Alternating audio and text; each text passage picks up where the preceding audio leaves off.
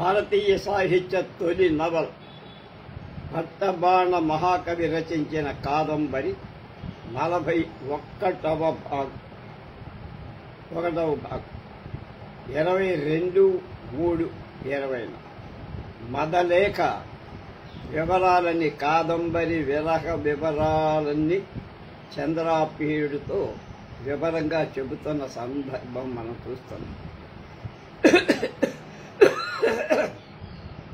ఏకదాకంజచక్షరం చించచావాది పత్రలేఖేయ యథా కథయ అసితదాజనోయం కారితః కుమారే పక్షపాతం పంచేషుణా యాన్యస్యైతాని రూపాణి సమధికాని వాతాని నియవర్తంతి కమతి మయి వర్తనే హృదయా గవ్యతి రివాస్తి దాని దదవనీవేవ పృచ్ఛామి ఉపదిశ యదత్ర మే సాంప్రతమేవ విధానాం వృత్తాంతానాం అనభిజ్ఞాస్మి గురుజన వక్తవ్యతాం నీతాయి ఇతరాం లజ్జితా యావజీవితా స్మరణ మేవ శ్రేయః పశ్యతి మే హృదయమితి ఏవం వాదినీం భూయస్తామహమేవ మవోదచ రవ నిదానీం దేవి కమలేనాకారణ మరణానులబ్ధీం అనారాధి చంద్రన్నాభవసః కరేణ భగవతా దేవరో దత్త నికాచాత్ర గురుజన వక్తవ్యతా యథా ఖలు కన్యకాం గురిరివ పంచశర స్కంప యతి మాదేవానుమోదతే భ్రాతే వదాతి సఖీవోత్కంఠా జనయధ్యాత్రీవ తరుణతారుచ్యోపచార శిక్షయతి కలివా కథయామి లేయాః స్వయం వ్యతవచ్చః పనీన్ యది చైవ మనర్ధక ఏవ తర్హి ధర్మశాస్త్రోపదిష్ట స్వయం భరవిదితః తత్ప్రణిద దేవి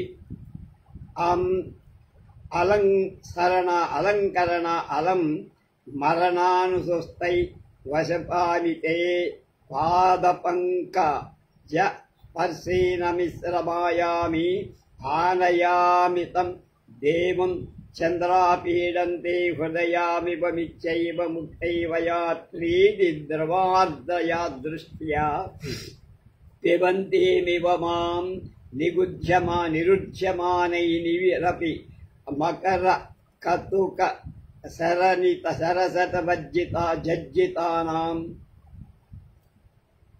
అభిత్వేన లజ్జాన్ లబ్ధాంతరే నిపపదిభి అనురాగ విభ్రమే మేకాకులీక్రియమాణా ప్రియవచన శ్రవణ ప్రీత్యా చ స్వేర్ణ సృష్టముక్షిప్య రోమాంచజాలాకేన దధతివ ఉత్తరీయాంశుకం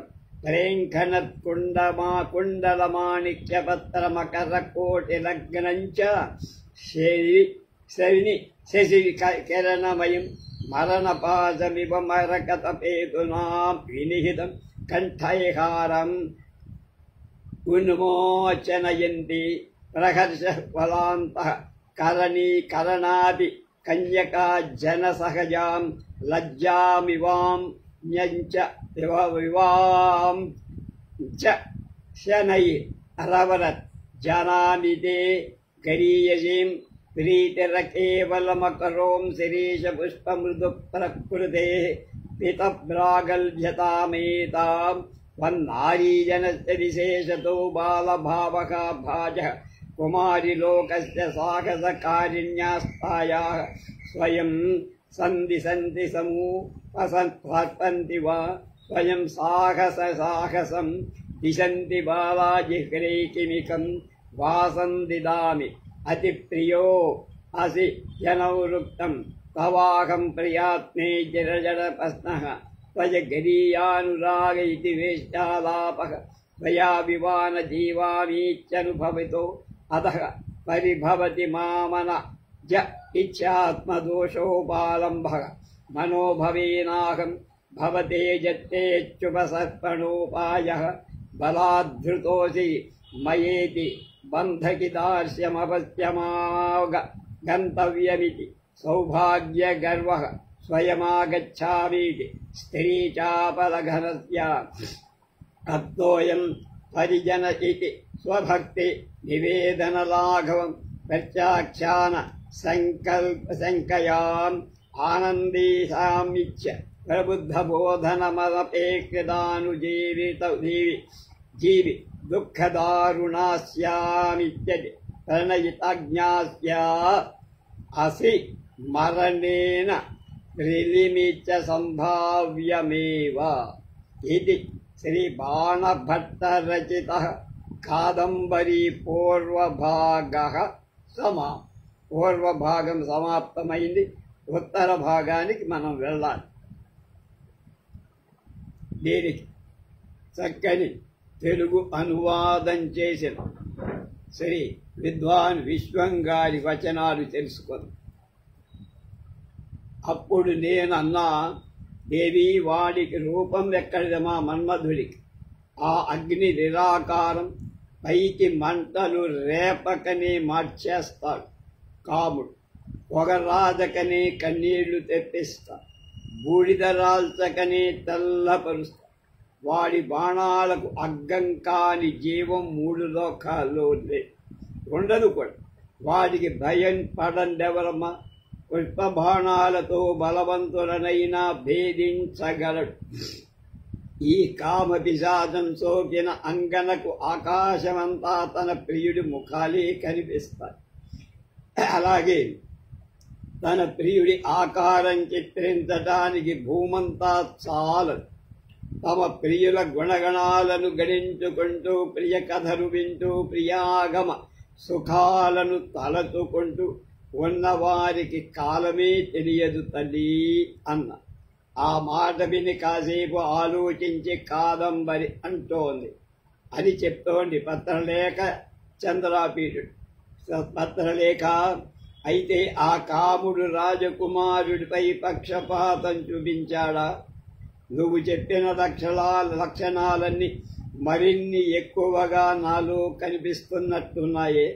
నిన్ను నా హృదయంగా చూసుకుంటున్నాను కదే, కనుక నిన్నే అడుగుతున్నాను, నన్నిప్పుడు ఏం చెయ్యమంటావే? ఇలాంటివేవీ నేను పూర్వం ఎరిగిన దాన్ని కాదే.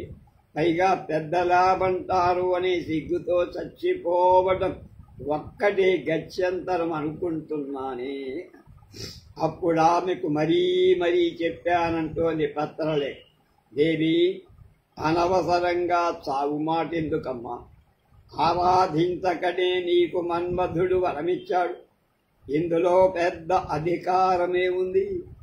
కంజలకు మన్మధుడు గురువుగా సంకల్పించి, తల్లిలా ఆమోదించి, తండ్రిలా దానం చేసి, సఖిలా ప్రేమను పెంచి, దాదిలాగా అనురాగ క్రియలు నేర్పించి అన్నీ అతడే చూసుకుంటాడమ్మా.